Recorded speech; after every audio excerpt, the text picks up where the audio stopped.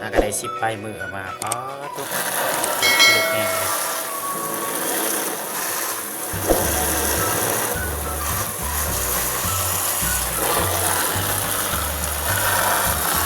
ตามหลืบตามชอบดีนะ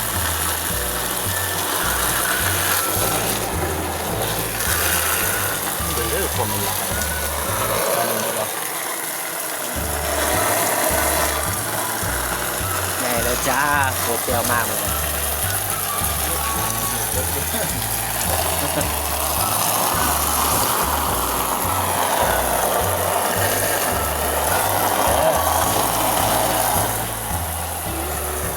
กระ10 มือเนาะ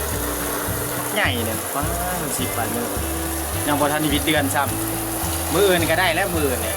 แต่ถือว่ายังโมเมนต์เดือน1เต็มดอกหิวไล่อยู่ในเหงือบเนี่ยก็มีเลย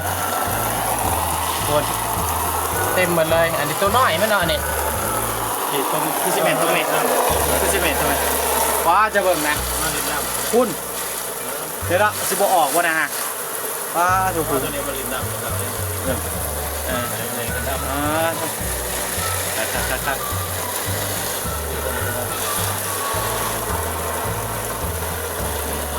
ปัญหาอย่างเดียวระบบน้ำเขา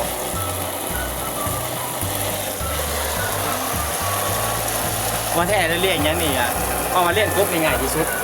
ใหญ่ไวแล้วก็มันกระบุกชักชิวันเนี่ยมันใหญ่ไวนะกินคล้ายก็ได้เดียวข้างใน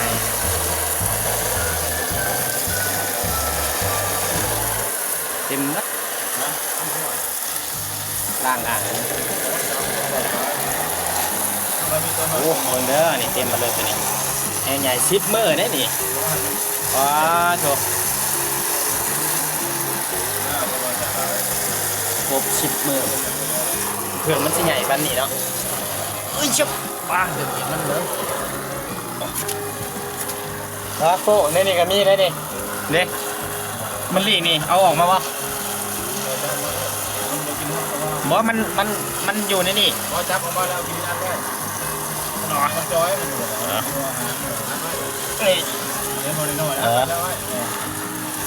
มันคือเขามาอยู่นี่นี่เนาะแล้วที่ว่าอยู่กันในจอยแล้ว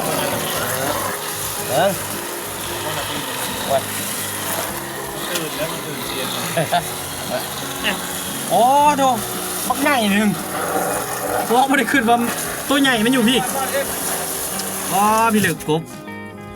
นี่10 มือ10 ไปมือเนาะโอ้ดูมันโอ้คักโอ้เต็มมัด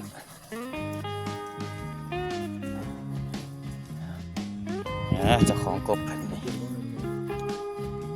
เจ้าของกบเลี้ยงเลยบุดเดียว3 เดือนก็ได้ขายแล้ว